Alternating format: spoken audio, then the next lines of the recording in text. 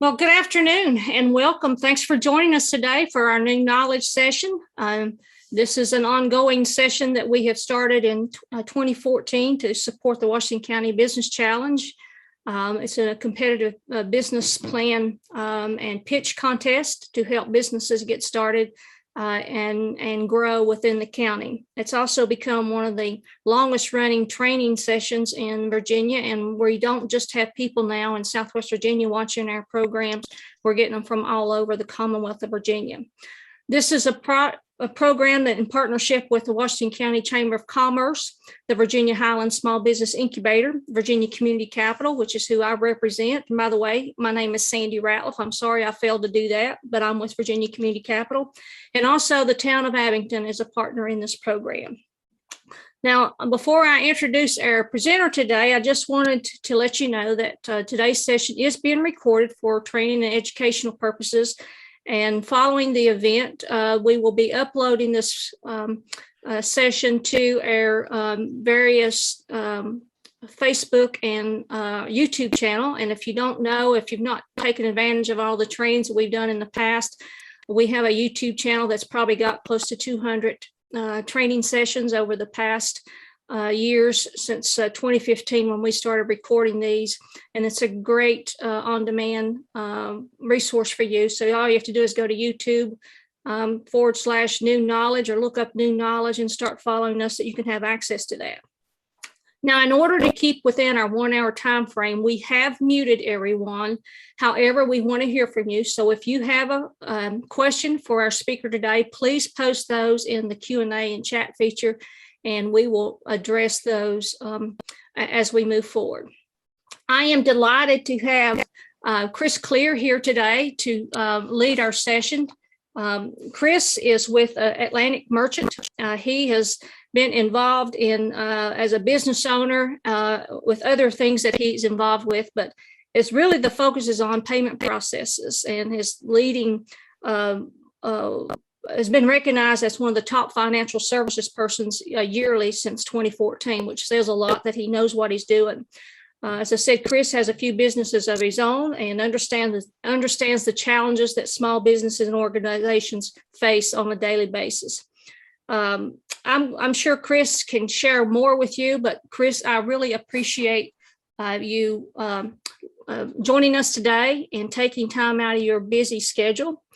And I am going to turn it over to you. And if you want to share your screen, you're welcome to. But again, I just encourage our audience that if you have questions, please post those and we will get to them. And thanks for joining us today. Thank you, Sandy. Thank you so much. Let me see if I can get this screen share to work. So let's see here. Can you see that okay? You should be able to see a PowerPoint. Yes. Excellent. And for the future reference, I'm going to record that, take the recording of you introduce me, and I'm going to take that everywhere. That was fantastic. So thank you so much for the kind words. And thank you all for tuning in. As Sandy mentioned, I do work with Atlantic Merchant. We're a fantastic company that has been around for almost 18 years at this point. And I'm going to give a little bit of background on myself and on Atlantic Merchant. And then we're going to dive into the topic of the day, which is we're going to talk about point of sale solutions for businesses, whether you're restaurant or retail. And then we're also going to talk about selling products online. And we were just having a brief conversation before this recording started.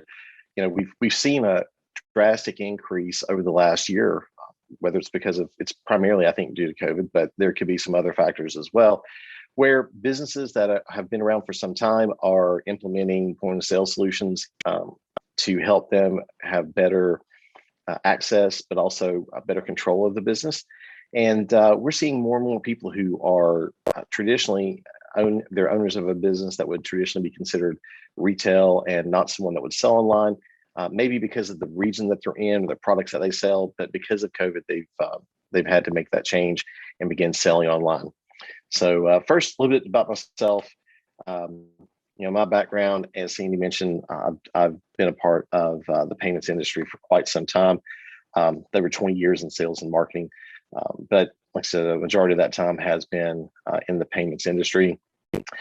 I became a part of Atlantic Merchant in 2011, and just recently celebrated my 10th year with Atlantic.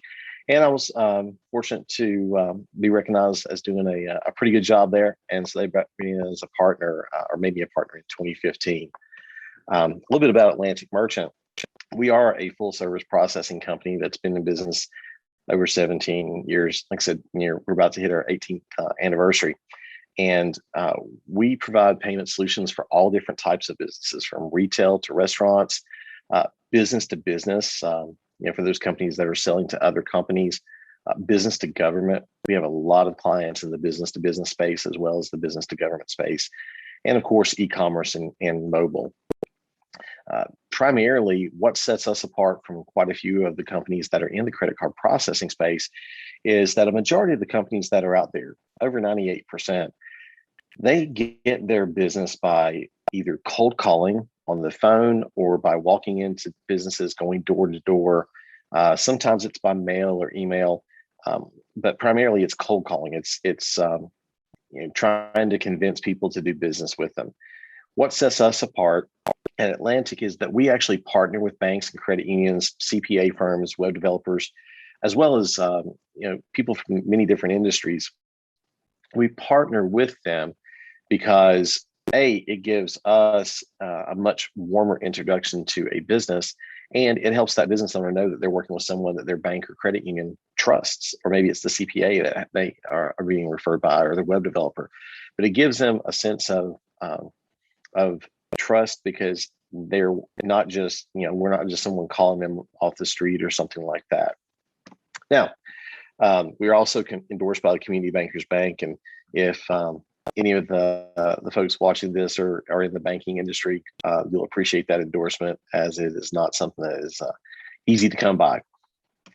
Okay, so like I mentioned before, we're going to talk about point of sale solutions and the benefits of using them, and we're going to talk about e-commerce, really why, if you're not selling online, you should be. But we're also going to spend some time talking about the security, because if you don't focus on the security, selling online can be beneficial, but could also be very costly for you. And we're going to spend some time talking about Omni-Commerce, and not only what it is, but how it can help the business grow. So first things first, let's talk about point of sale solutions, and why would you choose a point of sale solution? I'm actually going to back up just a second before we talk about why you should choose one. Let's talk about what a point of sale solution is. So if you ever have been in a restaurant or a business and you see a computer screen in front of the person who is checking you out, if you've ever seen someone with a tablet in their hand, or maybe just a small screen where they're touching everything on the screen to ring up your order, that is typically going to be a point of sale solution.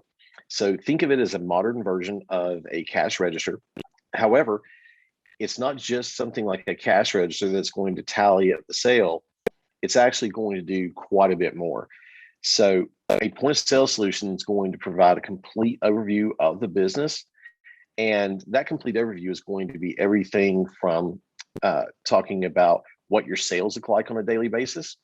It's going to track your sales tax. And for those of you that are already in business, you can appreciate something that's keeping a running total of sales tax, so that you're able to reference that at any time, instead of waiting until sales tax is due and suddenly trying to figure out, oh my gosh, do I have enough money in the account to pay for that?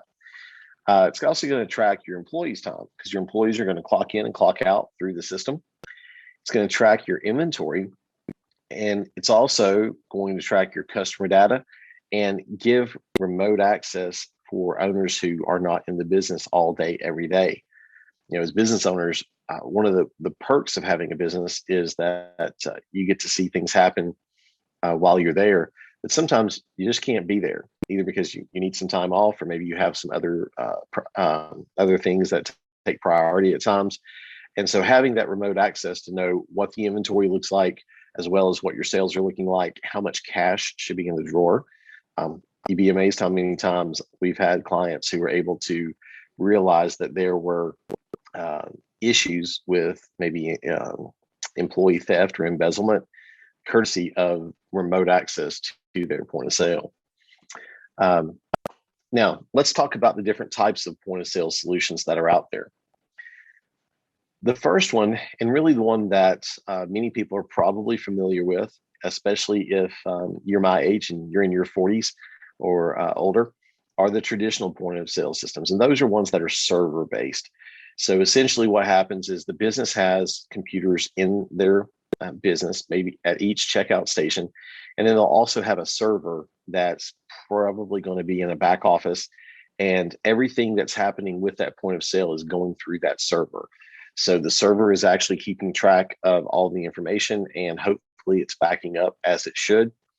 But everything is housed on that server. Some really popular examples that are well known would be like Aloha, Micros is another one. Those are traditionally ones that you would see involved with a restaurant. Today, you'll see those still being used in a majority of the larger chain restaurants, but they're great systems and have been around for a long time. There's some pros and some cons to them. Pros being they are very well known, and because they're used in similar businesses, if you do have employees going from one business to another, there's a good chance they're going to be familiar with the system because they've already used it at their previous employer. Some of the cons is that you will pay a bit more upfront with the equipment, and typically you can also pay quite a bit more with the monthly fees for maintenance and things like that. One of the biggest concerns that we have had in the past with our clients that use the traditional server-based POS options is the challenge of whether or not they're actually backing up as they should. Sometimes those automatic backups happen, which is fantastic, but if an automatic backup is not happening, the real concern there is that the transactions that are happening daily, as well as all the reporting, all of those things I mentioned on the previous slide, the inventory, or in a restaurant's case, menu items, all of that data, if the server happens to crash, all that data is going to be lost if the backups aren't happening. So, like I said, they're great systems, and in some businesses, they are perfect for them. It's just a matter of whether or not it's what you would need in your business. Now, the more commonly seen point of sale solutions at this point, and this industry is continuing to grow and flourish, and even the companies that have the traditional server-based systems, they've developed tablet-based systems, and this is just something that we continue to see. Tablet or cloud-based systems are incredibly popular. I'm going to list out a few that I'm sure our viewers have seen or have probably used at either in their own business or in others. One of the first ones that I'm sure many people are familiar with is Square. They do a great job of advertising and marketing. Another is Talic. Talic's a point of sale system. It's been around at this point a little over 10 years. And so in the tablet-based world, that's quite a timeline. Clover is another very popular one. And as well as NCR Silver. QuickBooks, believe it or not, does have a tablet-based version. And then another very popular one is Harbor Touch. The biggest thing about the cloud-based systems is it's in the name. They're cloud-based. And so what's great there is these solutions all operate off of a tablet. In some cases, you're going to be able to use your own Android or iPad, Android tablet or iPad. In other cases, you're going to use one that is part of the system. It's all built in. But instead of having that information, all of the reporting, all of the inventory, the employees' hours, all of that information being stored on a server in your business, it's all stored in the cloud.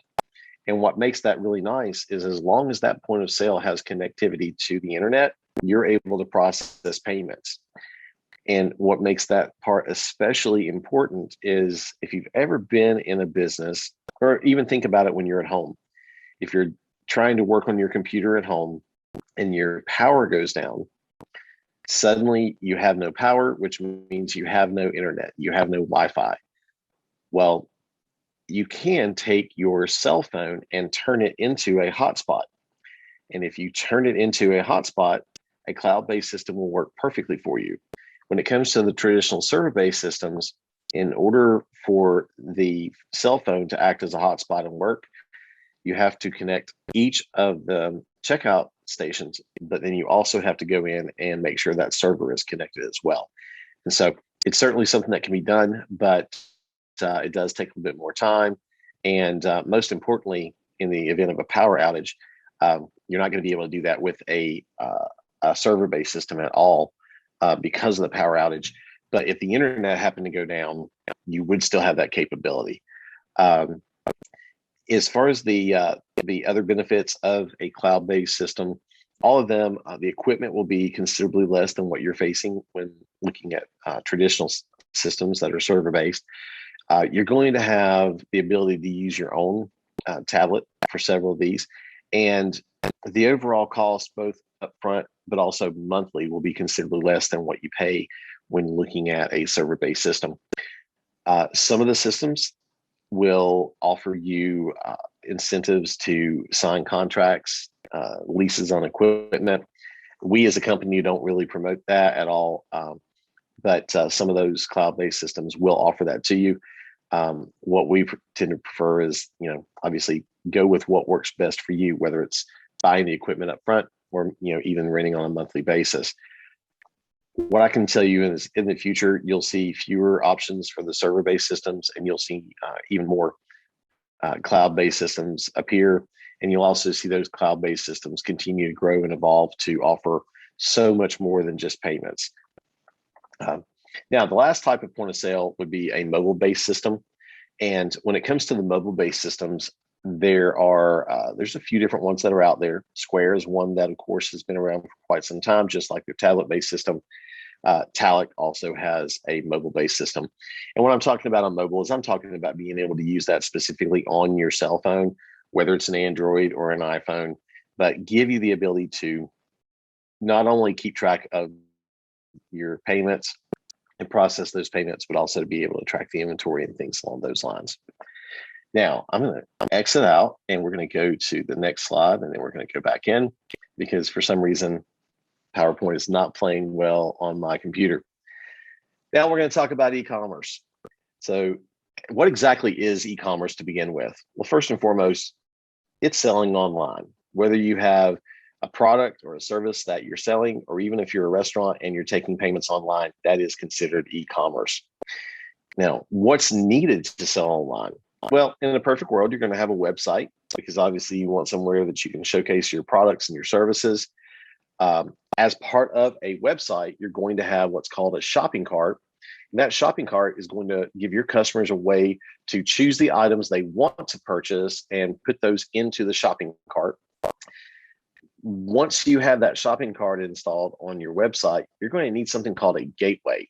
And a gateway does, think of it as the connector. So you have your website, and then you will need a merchant account, which is the next thing that's mentioned. A merchant account is a way for you to process payments, and that's getting you registered with Visa, MasterCard, Discover, American Express, and Union Pay, so that anytime you want to process a payment from your customer, you'll be able to process those payments. So going back to the gateway, what the gateway does is it connects the shopping cart that's part of your website to your merchant account. And there's literally thousands of gateways out there, as well as the shopping carts. There's so many choices.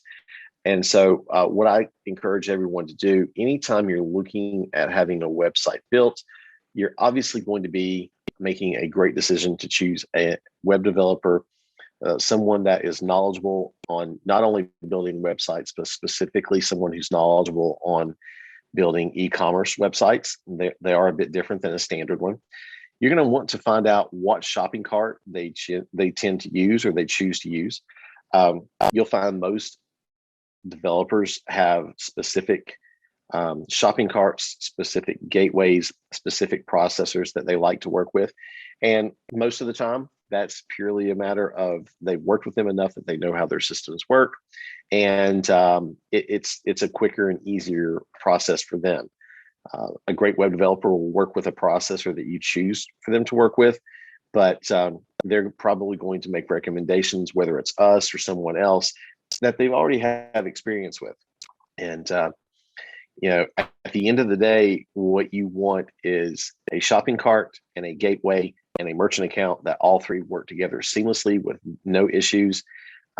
The best way you can simplify that is, if at all possible, use a gateway that's provided by the company who's doing your credit card processing. What will happen at that point is, if you do have an issue, and this will happen from time to time, it could be an issue with the shopping cart, or it could be an issue with the gateway, or it's possible it could be an issue with the credit card processor themselves. What will happen though, and I have seen this happen multiple times, is you start with the shopping cart and you make sure it's working okay. And as soon as you learn it's working okay, then you go to the gateway and to the credit card processing company.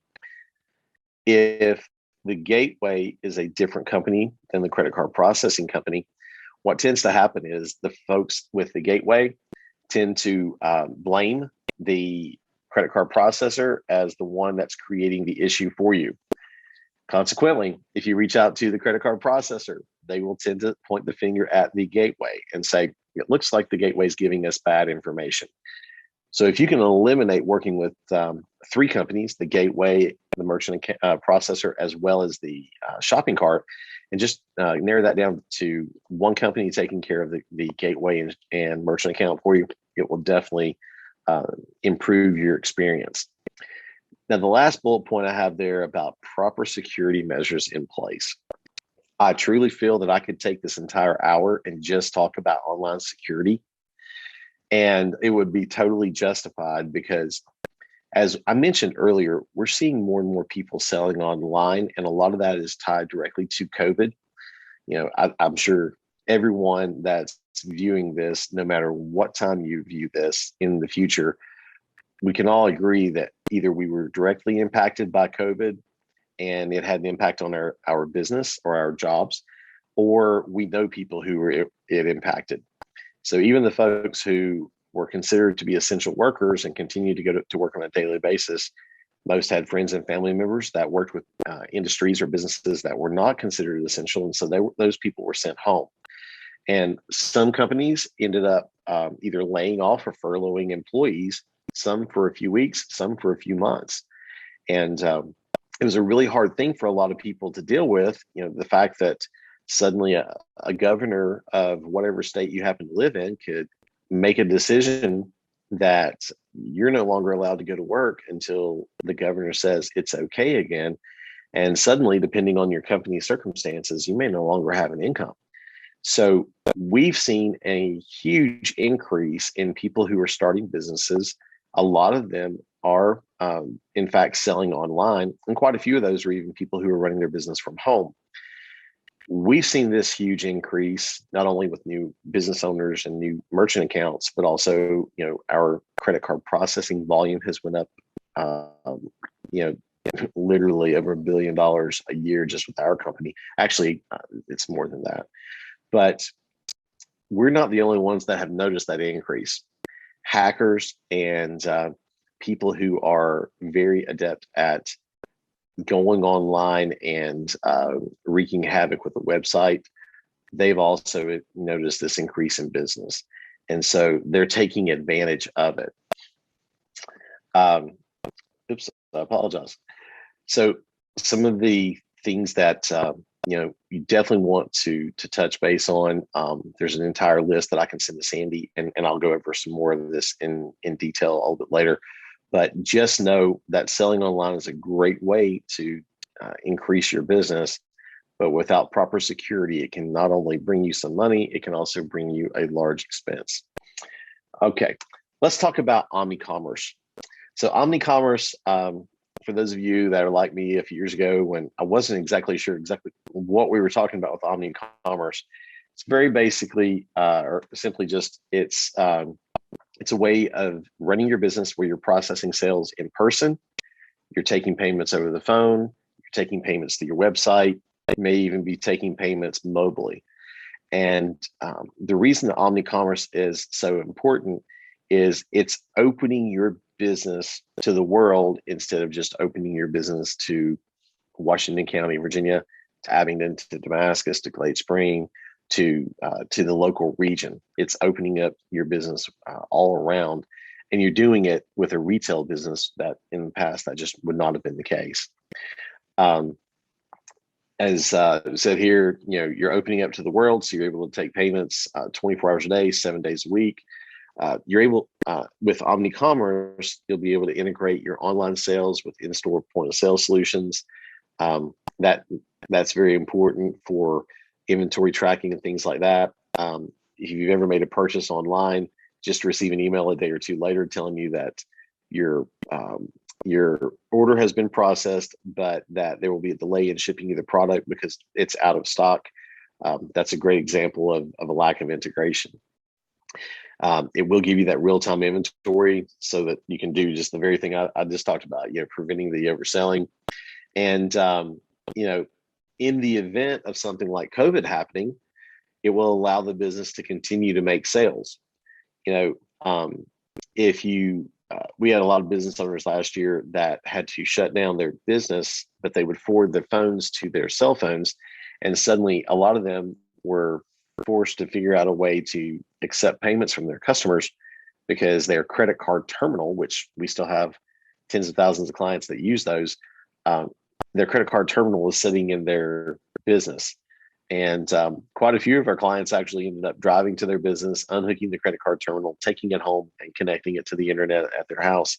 But for a lot of our folks, they were either already set up with Omnicommerce, or we were able to add that to their account so that they would be able to process payments through their website or even just receive payments. So people ask me all the time, what type of business would accept online payments, and who is a good fit for Omnicommerce? It's a great question. I already referenced the brick and mortar retail stores. It's really the backbone of our nation is the small mom and pop stores that are all around. Those are the ones that typically are known for what they sell within their community, but usually are not selling online. Those folks are now having tremendous success selling online because they've learned that there's a huge demand for their products. It's just a matter of letting people know about them. Restaurants, online ordering has taken off so much more so now than ever before. Online ordering was popular before COVID, but as I'm sure at this point, anyone watching this has probably taken advantage of curbside pickup, or at least going online and making reservations, or even just ordering online using an app or something along those lines. Maybe you're ordering your pizza. What's crazy is I know a number of folks that they'll sit in the drive-through, and if the drive-through is backed up at their favorite restaurant, they'll sit in the drive-through, pull out their phone, use the app, place the order, and by the time they're able to get to the window where they would normally be, or the screen where they would normally place their order, they can just tell them, I've ordered online. And so they're able to just go right on through, and the order is ready, no different than if they had waited. So, online ordering is something that's going to continue to grow, and really it's the future of the restaurant industry. Municipalities is something that a lot of folks may not necessarily think about until you think about your day-to-day activities. If you look at your monthly bills that you receive at home, whether it's utilities, the water, the electric, gas, things like that, your renewal of your driver's license or your vehicle registration, paying property taxes, all of those are great examples of where municipalities have adopted online payments as a way to allow us as the consumers to make those purchases or payments when it's convenient for us. But it's also allowed them to be able to cut down on the walk-in traffic, which, let's face it, again, because of COVID, so many businesses and municipalities especially, they're trying to limit exposure to people walking in their door. So they are increasing their capabilities for accepting payments online. And they're encouraging people to go to their website to make a payment instead of walking into the business. The other nice thing about when payments are made online for the municipalities is as that payment is made, that information is pulled into their software, and it's going to update your account to show that you've paid your utility bill, or that you've you've renewed your driver's license or your registration. And so it will allow automation within the software to make things easier for the people who work there. Schools and universities, this is something that has really evolved over the last several years. Now it's so common for any, at this point, elementary school kid, middle school, high school. It's so common for parents to be able to load money onto their lunch account by going to a website. They can send a check or cash to the school, and the school will also do that. But the challenge is sometimes the check gets lost or the cash disappears, and the kid has no money on their lunch account or their breakfast account or anything like that. So being able to go online and load the lunch accounts gives the parents control, and they don't have to worry about the kids losing the check or the money.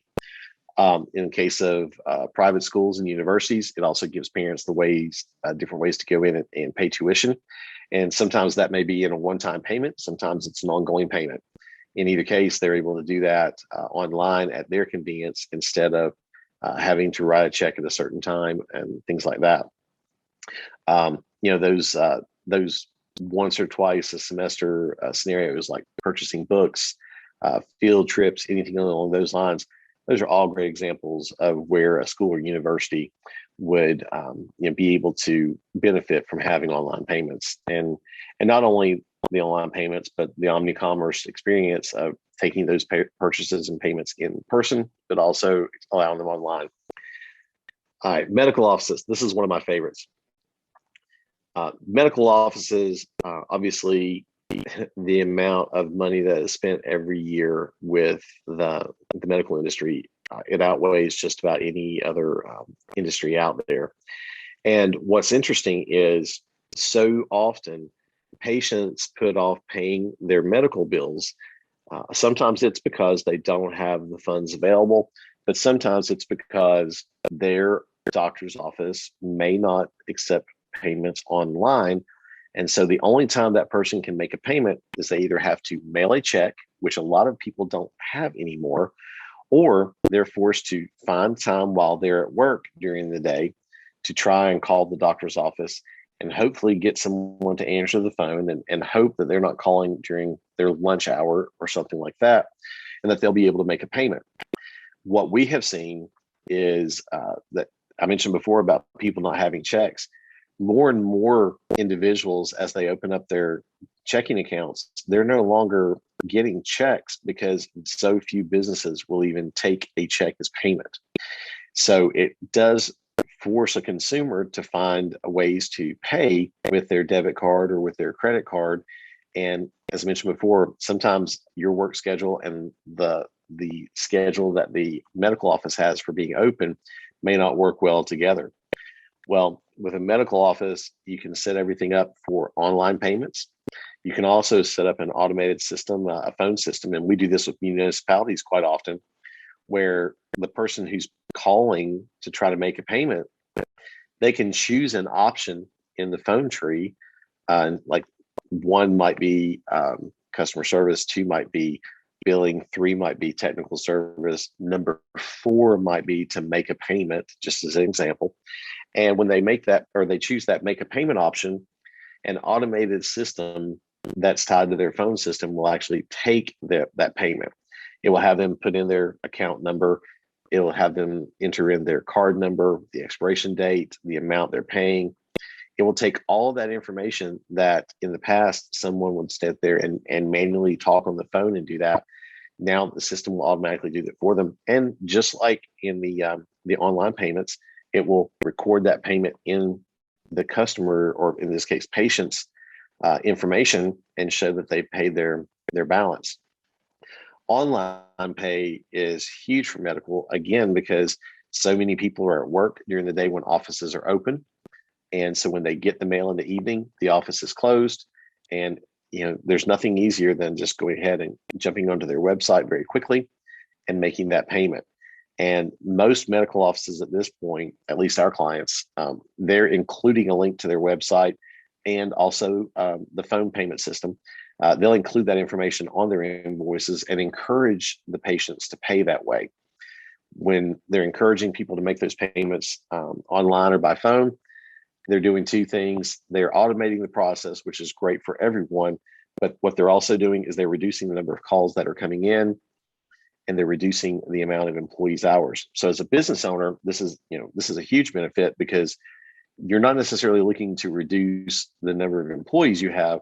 What you're looking to do is free up time for those employees to do other tasks instead of just sitting there taking calls all day to make payments. Okay, now I promised we were going to talk about some online payment security. Security is huge in the payments world. We spend, Gene,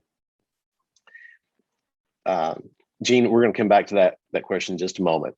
When it comes to online payments, security is huge, because we spend more time and money focusing on preventing fraud and theft than we do anything else.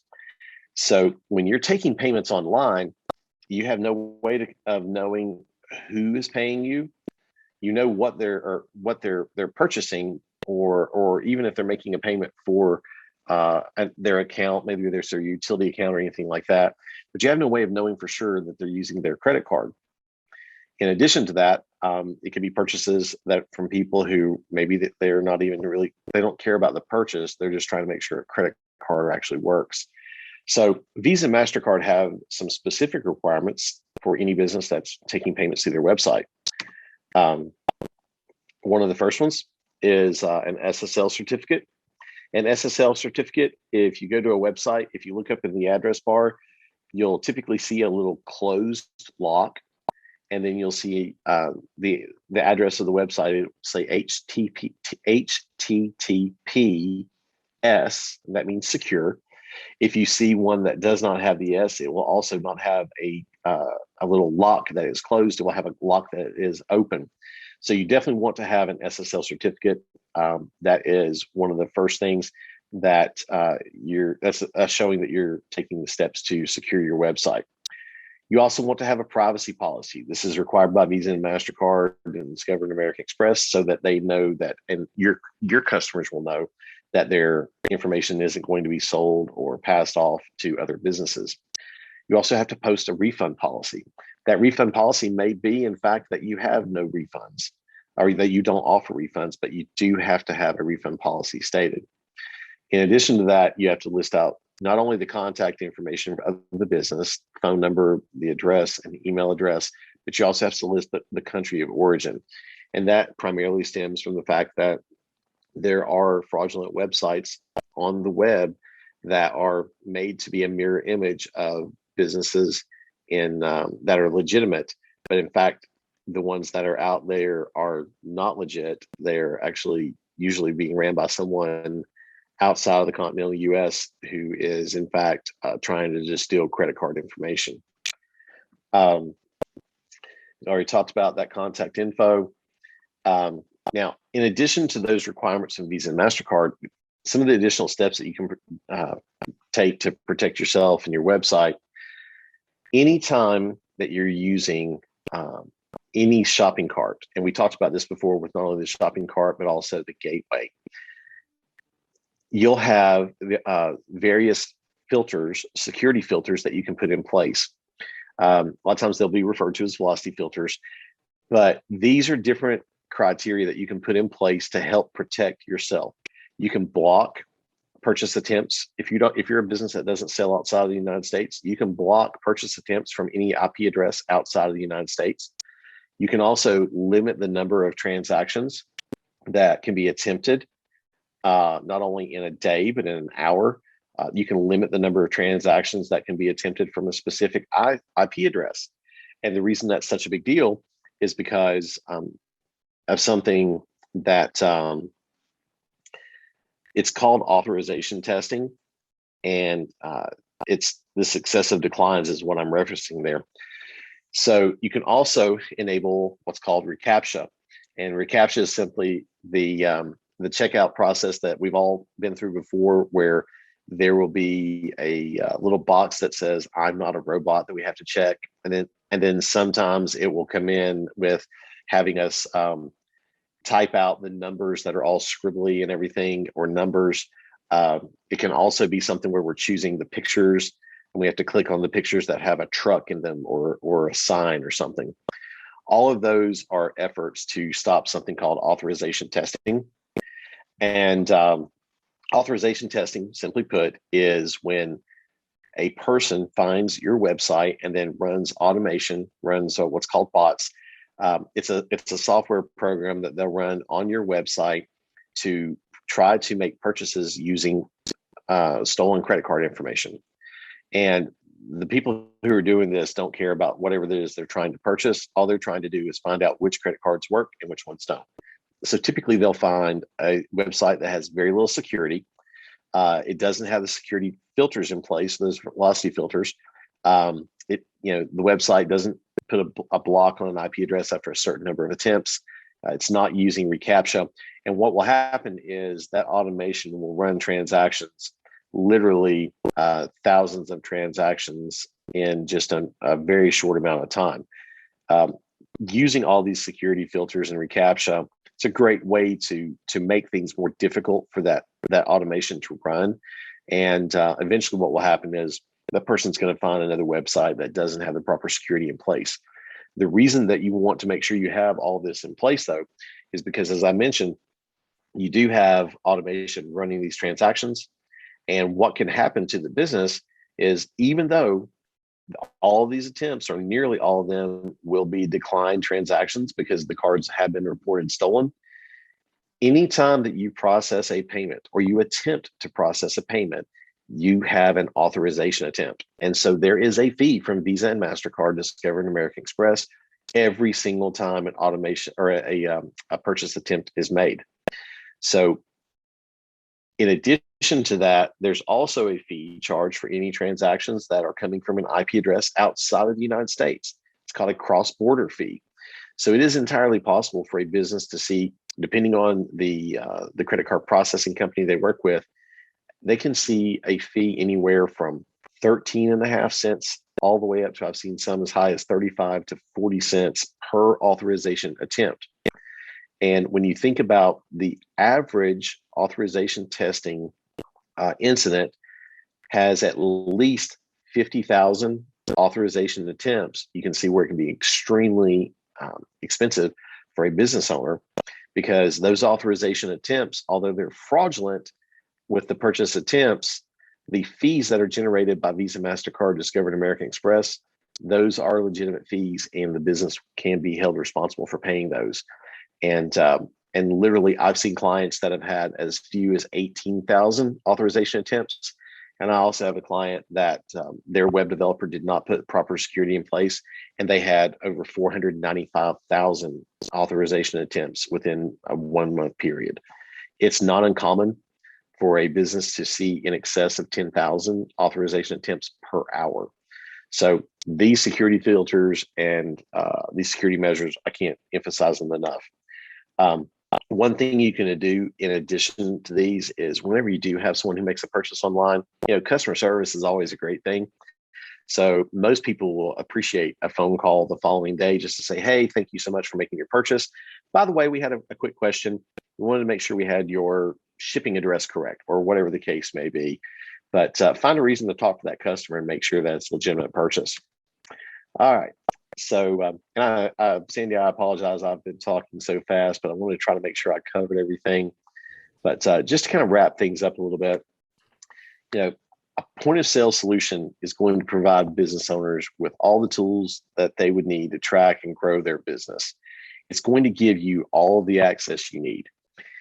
If you take advantage of Omni-Commerce, it's going to take all of that information that is part of the point of sale, and it's going to give you an increased ability to not only grow your sales, but to grow your customer base and to grow your brand, because you're selling outside of your local area or region, you're selling nationwide. E-commerce, the bullet point says e-commerce is a valuable tool that allows business owners to sell their products or services. I'm going to tell you, I think it's an invaluable tool. I don't think you can put a price on what it can do for you, because it can allow you to have a business that's ran out of a spare bedroom. And I have a client, just one that comes to mind, and I have many that are like this. I have clients that run businesses out of a spare bedroom or their garage or their basement. They have no storefront whatsoever, and they sell anywhere from $75,000 to $150,000 worth of goods every single month out of that spare bedroom or their basement or their garage. So it can allow you, just taking advantage of e-commerce, it can allow you to create a business on the side, grow that business in your off hours, and allow that to become your primary source of income. This is all my contact information. I'm happy to help in any way that I can. And Sandy, I know that there was one question, and I've lost the question. Where did that go?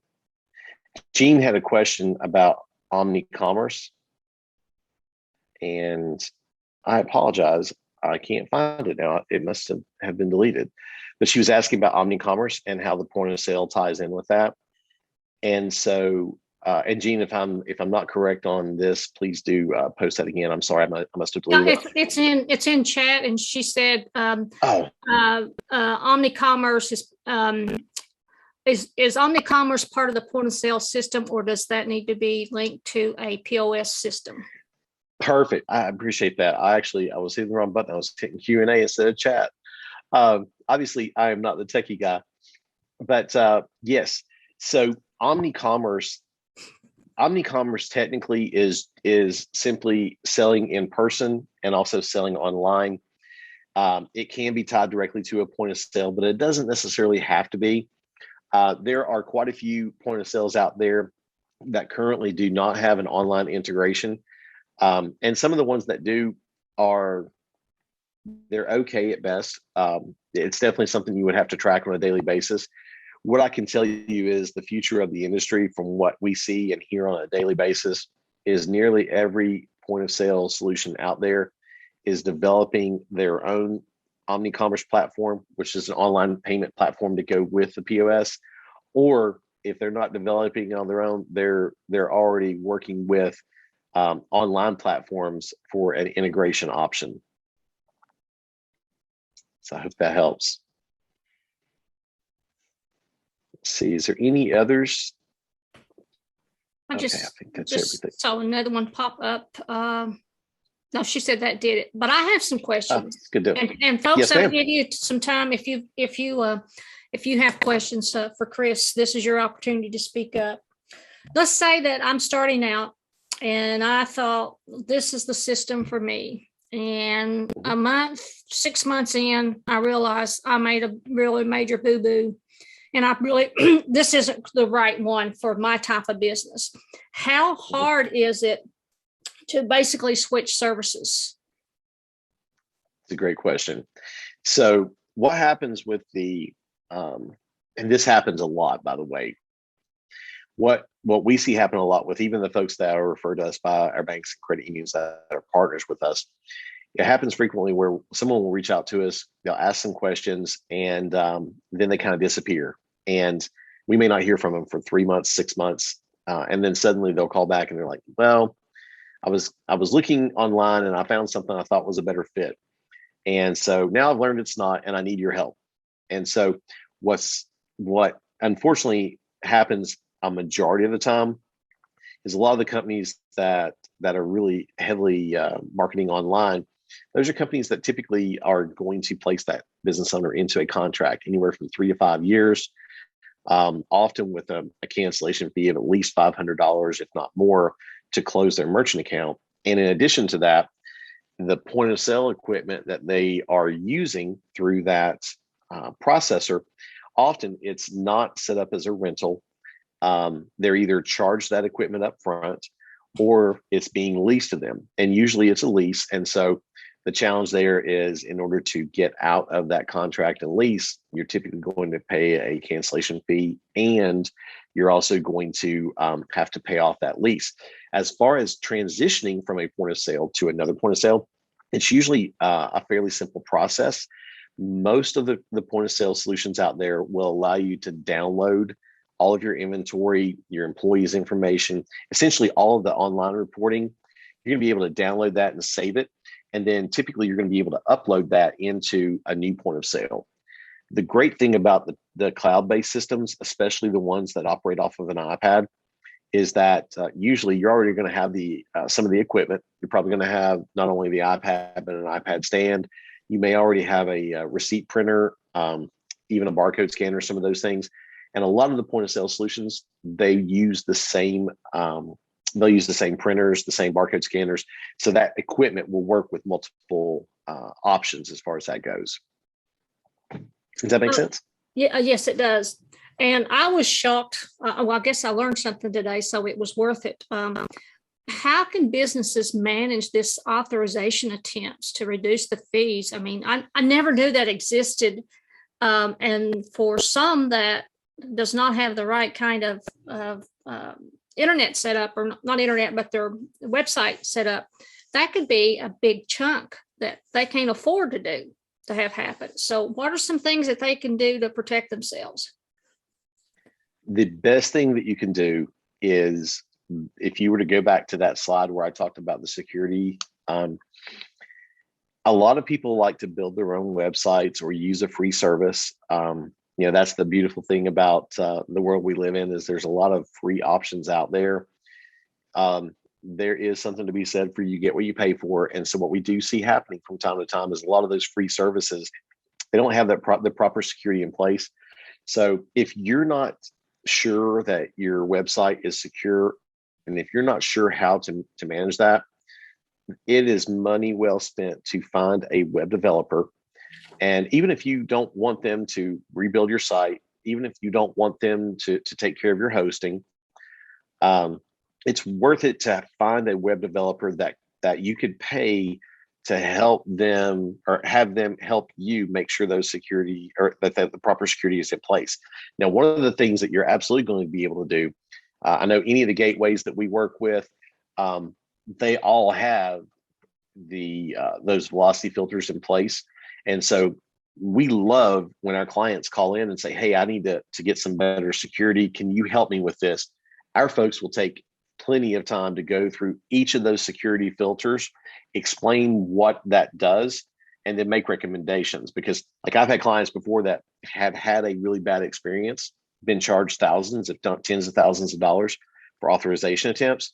And then because of that, they were so focused on locking down the website that they couldn't get transactions to go through because they had the security turned up so high. So any quality gateway and processor, they're excited when a client calls in and they're wanting to make sure their security is on point. Like, it's never a bother. It will help you. It will also help us. Great.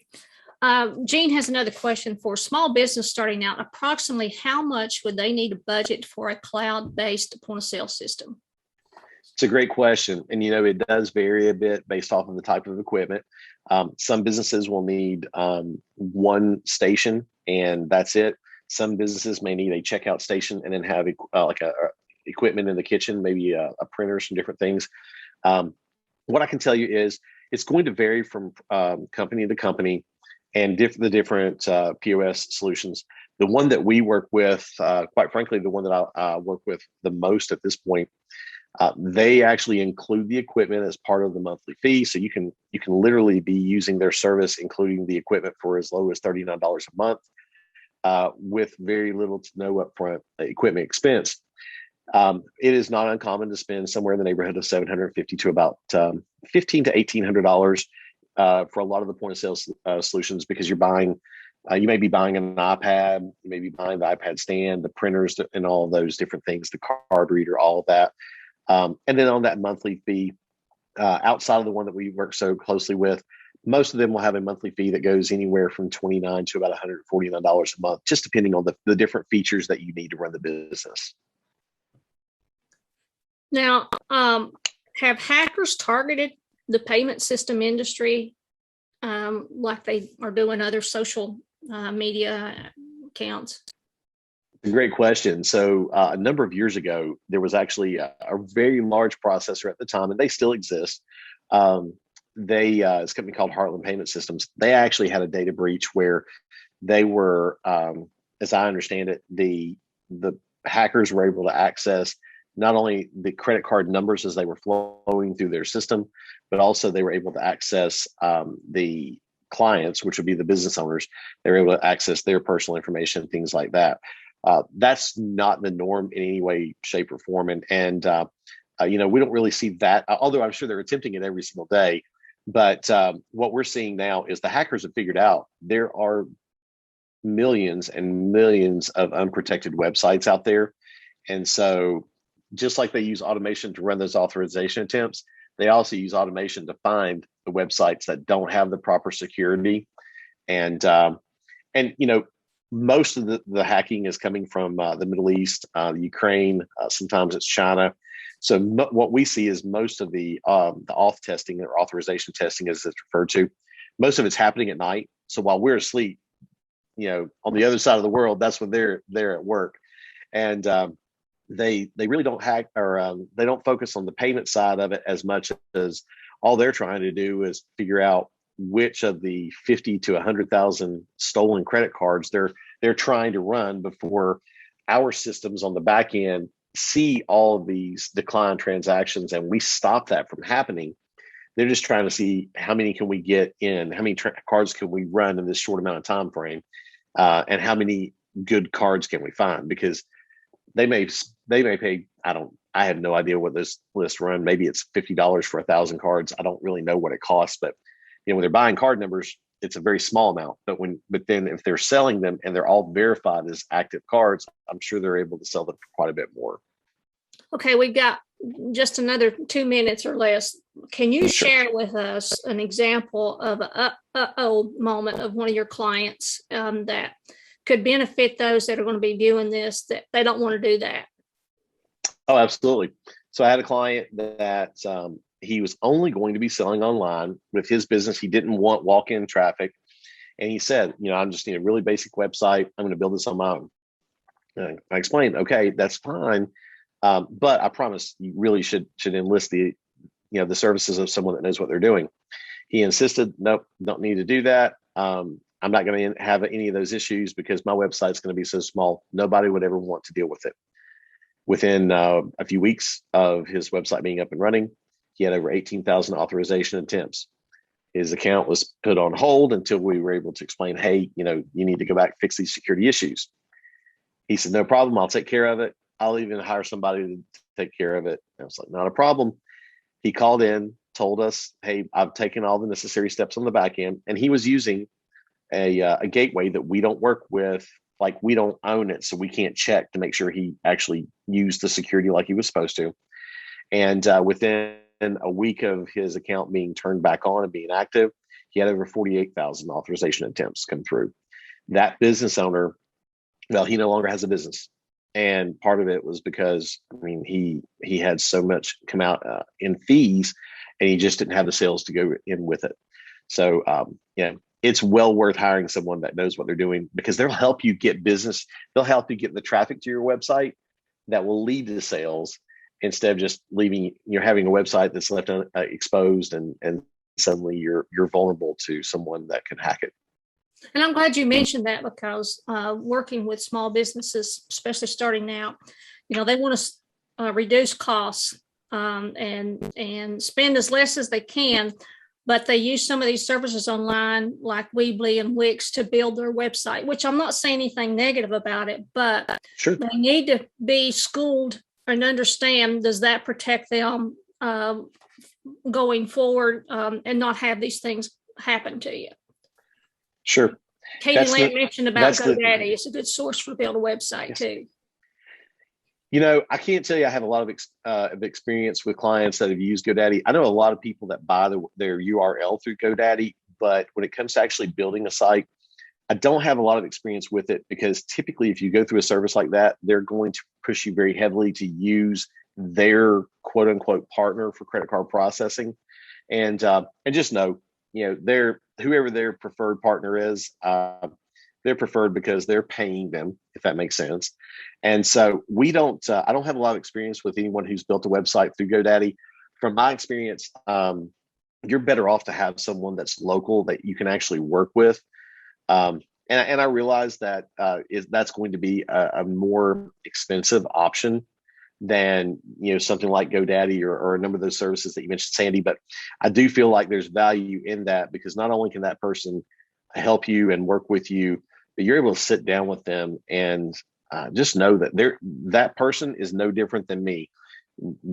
I feel like I'm a partner in your business because we're helping you with that small part of it, which is actually, in most cases, it's anywhere from 50 to 100% of the income coming in. But we're partnering in your success. And a quality web developer, they're going to feel the exact same way. So I don't have enough experience. One thing I can tell you that you could do with GoDaddy, just like you can with the credit card processing industry, if you go to Google and you do a search and say, for example, with GoDaddy website builder or building complaints, just like in the credit card processing world, take the name of whatever company is calling you and harassing you to sign up with them, type that into Google and put in the word complaints. You'll find the truth about that company from Google. You won't find it. If you search for reviews, you won't find anything. But I promise, if you search for complaints, you'll find a lot. One other question from Katie, and then we'll close out. If you are only advertising, not selling any product, what is a good source? If you're not selling anything, and I'm definitely not I'm not the web guy per se. Although most of my clients at this point are, not everyone has a website and most are selling online. I would think, there's probably lots of different ways you could do it. I'm a big fan of social media. I think actually social media with a good website can take you very, very far.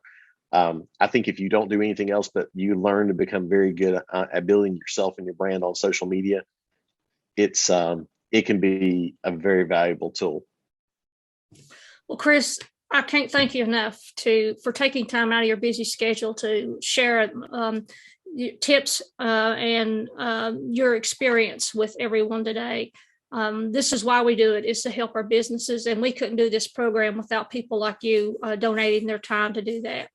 I just want to remind everybody that today's session is being recorded, and it will be available on the Virginia Highlands Small Business Incubator's Facebook page, the Virginia Community Capital's Facebook page, and then our YouTube channel for New Knowledge.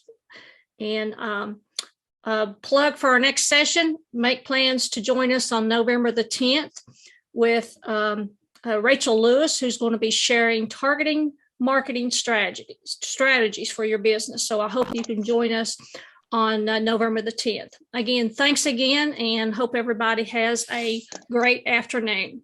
Take care. Thanks again, Chris.